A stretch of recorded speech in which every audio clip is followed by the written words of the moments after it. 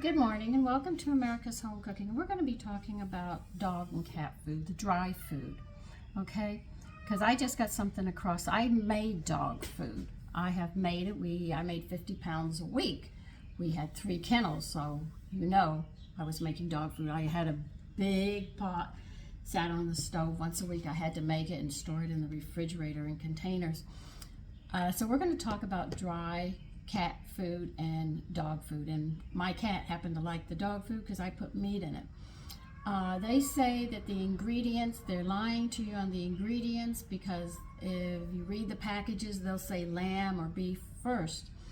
Well, that's true because what they do is they'll cook bones or stuff down, like they make a beef stock, basically, okay?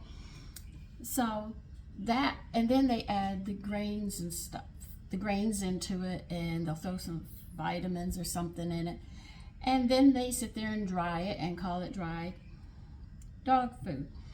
And I got a thing that stated that they are lying on the packages. Now I know for a fact, if you ask me, my first and largest ingredient would be making dog food, which I've made. The first ingredient would be my liquids because I'm going to use a lot of liquid. I'm going to use water because I add stuff that they don't add into it. So when they say if it's lamb flavored, yeah, they boiled the lambs in a big pot of water, so they could say the largest amount of ingredients would be lamb, when really what it is just them cooking the bones down to get the flavor. Then they sit there and, like I said, they'll add the grain, whatever grain they're using, probably a cheap one because they want to make a profit. And then they'll add a few vitamins because the government says you have to do this.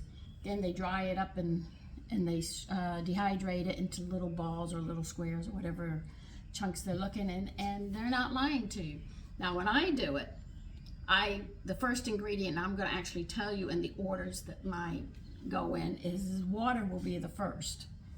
The second will be, this is what I put in mine because they don't do this, I will put chicken backs, kidneys, liver, and chicken gizzard and chicken backs.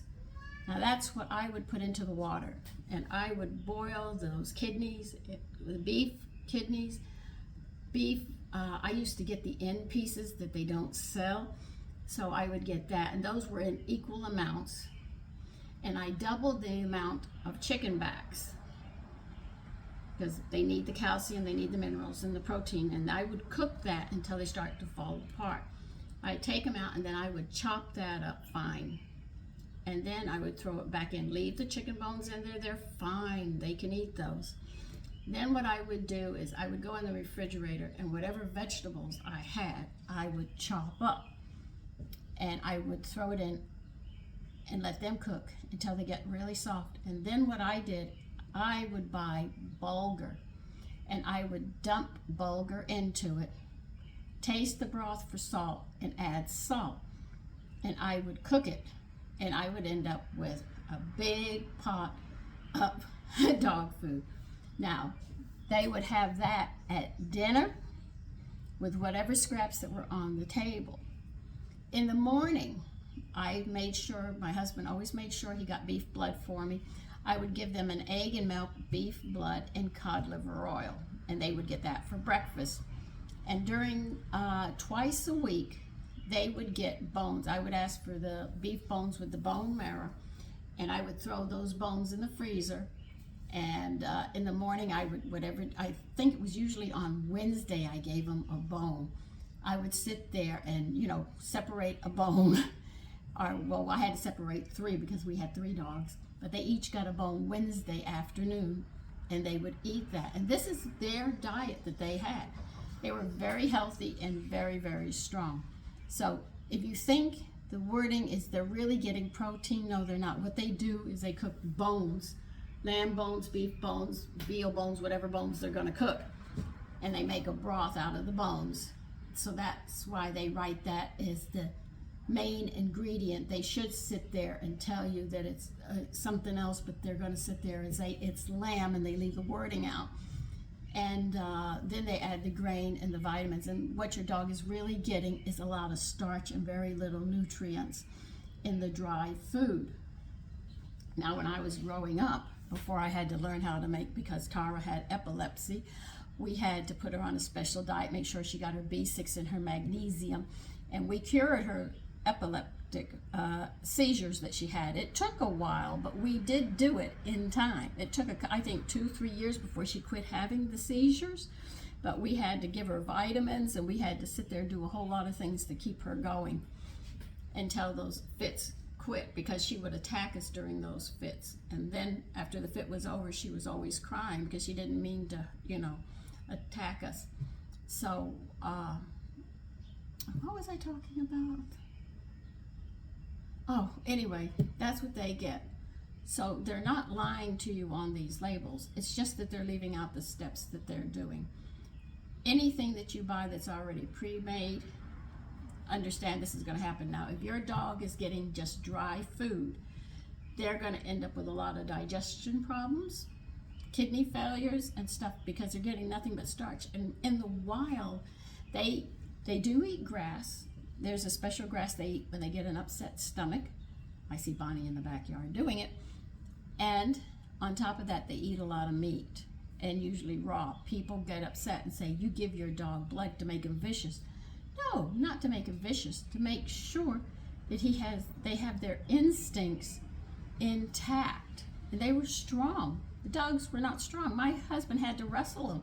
One dog, which was a wolfhound, she growled at me, and my husband heard her. He came in there and he grabbed her and he said, open that back door, Sandy. And he punched her like a man. She went flying through the kitchen, through the back porch, and hit the ground on her back. She never growled at us again. He had to treat her like a man. I mean, you're talking about a 6-foot, 8-foot dog, so you really had to put her down and let her know who was boss. After that, we had no problem with it. But they said that would happen with the wolfhound, Irish wolfhound, that they will get to that point where they get so big, they're going to sit there and threaten you, and you have to put your foot down. So my husband put his foot down. He punched her. Oh my God, I'll never forget that day. Anyway, don't think they're lying to you. It's just that they're leaving a lot of the steps out. They don't put meat in it. It's just boil the bones down. So your dog is not getting the protein that they need or anything else. You'll notice they have skin problems, have kidney problems, they have rashes. All of this is because you're not feeding them what they're supposed to be eating. Now, when I was little, our dog ate scraps with a can of dog food, and it was liquid. It was not dry. Sabre never had it. He didn't know dry food. All what he knew was canned food and scraps from the table. Whatever we didn't finish on the table went to him. And believe you me, many a day my mother saw us, she'd give us something sweet. Sabre was right there eating with us. Just like they said dogs cannot eat oranges or grapefruits. Now, I bought and had a big platter because it was autumn, so I had my autumn's fruit on the coffee table. And Gregory and Sean were watching television, and I was busy, so I wasn't paying mind to them. I just said, take care. Gregory, you're older than Sean, so you sit there and you're responsible for him. Gregory was my husband's younger brother. He was mentally retarded. He had disabilities, but he knew enough to watch out for the younger ones. And I think I ran to the store. And I came back. I didn't run, but I had to go to the store to come back. And when I came back, Tara was in the living room. Gregory was in the living room. Sean was in the living room, and they were watching cartoons. I came in, over 3/4 of the fruit was gone. And I said, where is all that fruit? Sean and Gregory looked at each other, and then they pointed to Tara. She did it. Tara did it. I said, Tara doesn't eat grapefruits. But she used to walk down the street. She didn't want to go walking unless she got a piece of bubble gum, because that's what my sons taught her to do. If they ate grapefruit, she would take a grapefruit, literally pick her lips up, and she would eat it because they ate it. And she loved red grapes. If you got purple, and you got green, and you got red grapes. She would eat every red grape. So we looked it up, and we found out that red grapes help detox the liver. I said, I didn't know that. So we learned. But anyway, I wanted you to know about the dry dog food. They're not lying to you, just lying what they're putting in it and how they're putting it in. I used bulgur because it was a whole grain, so I knew they got their B vitamins. I made sure that they got their protein because I bought so much liver and kidneys. I put the chicken backs in to make sure they got their minerals as well.